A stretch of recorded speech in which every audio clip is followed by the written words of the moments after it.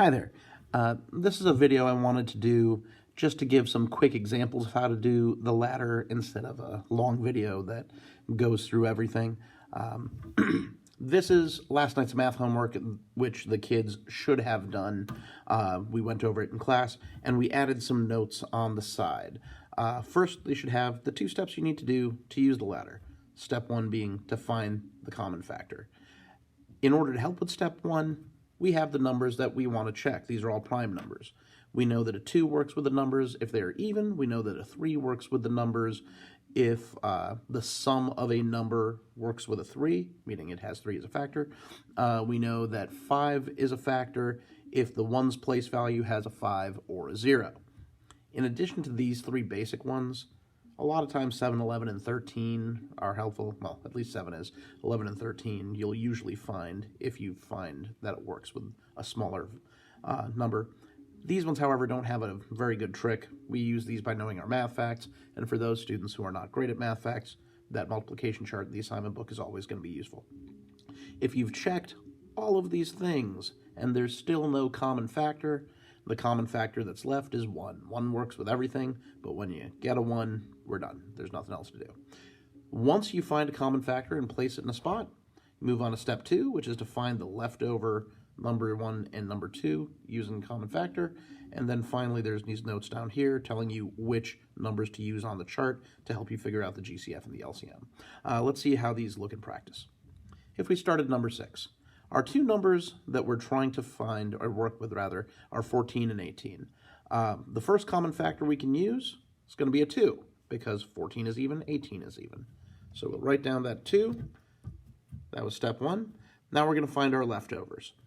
If you think of 14 as a multiplication problem and 18 as a multiplication problem, both multiplication problems have a 2 in it. If we factor out, that's a math term for it, the 2 that's in both multiplication problems, what we're left with is a 7 and a 9. The kids think of it as 2 times what makes a 14, 7, 2 times what makes an 18, that's a 9. Obviously, you could also just divide. 14 divided by 2 is 7, 18 divided by 2 is 9. Once you get down to the 7 and the 9, we go back to step 1, find a common factor. 2 doesn't work because they're not even. 3 doesn't work because it works with a 9 but not the 7. 5 doesn't work with either one. 7 works, but none of these work with both. That means we're on our 1. We're all done. In order to find the GCF, I want to multiply all the common factors. The only common factors I have are 2 and 1. So I'm going to do 2 times 1, which equals a 2. The kids rightly brought up, do we even need to write down this times 1? Because anytime I do anything times 1, it stays the same. So no, you don't need to write it down. To do the LCM, what do they mean by that L shape? The L shape is literally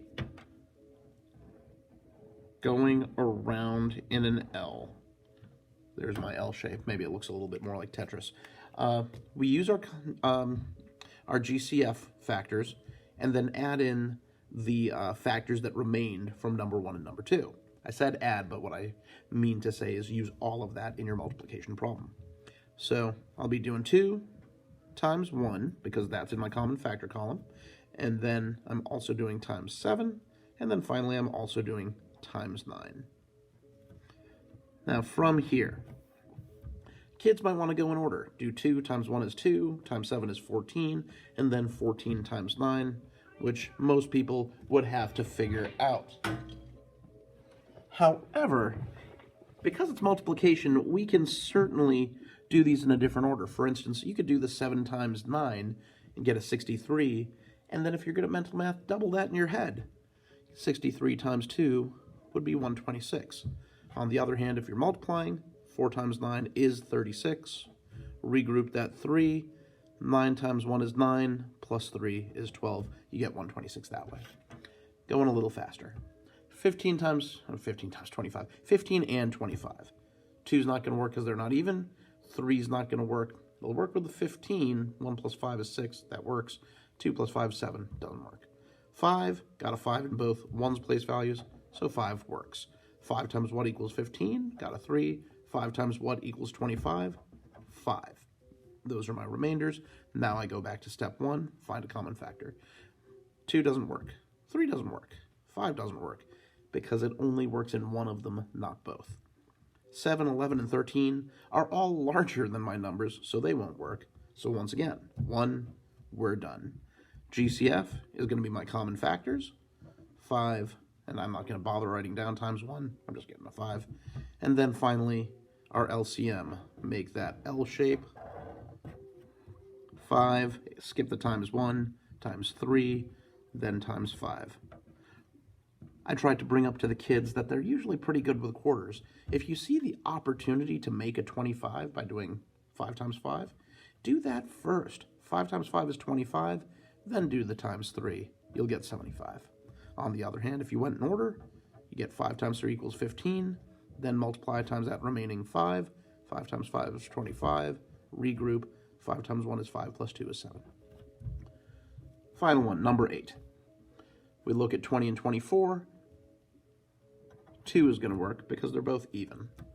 2 times what equals 20? That would be a 10. 2 times what equals 24? That would be a 12. Now we look for a common factor again. 2 works again because they're both even. 2 times what equals 10? That would be a 5. 2 times what equals a 12? That would be a 6. If we do both of those, 2 doesn't work, 3 doesn't work, 5 doesn't work. None of these work. We're at a 1. So we're done. Now I'm going to take my common factors. 2 times 2 times that 1 technically equals 4 for my GCF. My L shape, when I do it on the board in class, we just use the highlighter on the board. We get 2 times 5 times 6. This one's straightforward no matter how you do it.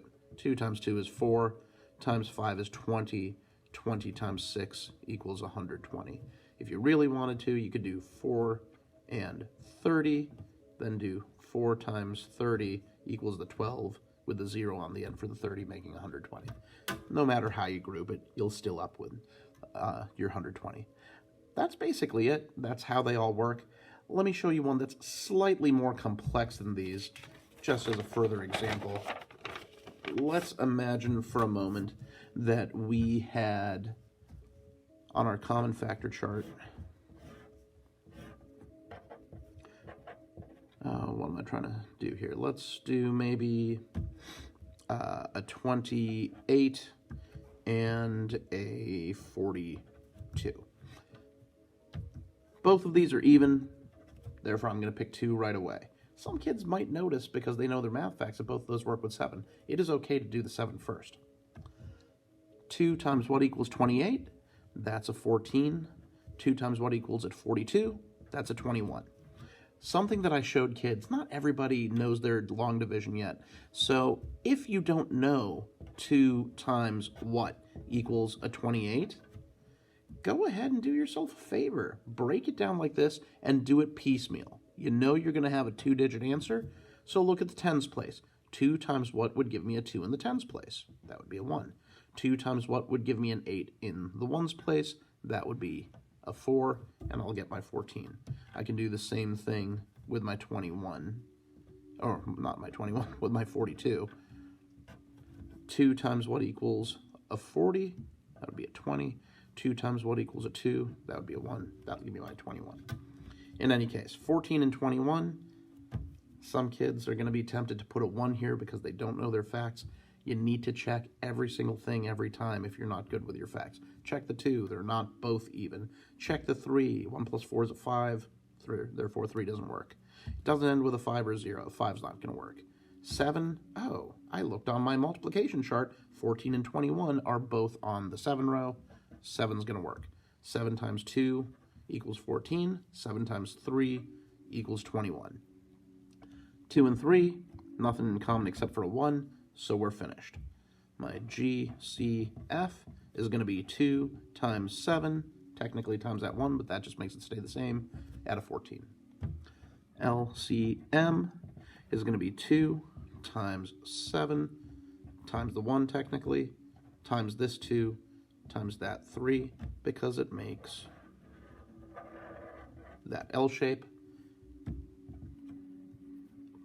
If you want to go ahead and do 2 times 2 is 4, 4 times 3 is 12, 12 times 7, if we don't know our math facts, is 84, 7 times 2 is 14, regroup it. 7 times 1 is 7, plus 1 is 8. 84. It's the same pattern over and over again. Find a common factor, then write down what you've got left over after you've factored that number out. Keep on going till all you've got is a 1. That's basically how it works. Hope that helps everybody on tonight's homework, which is exactly the same as this, except with different numbers. That's it. Everyone have a great night.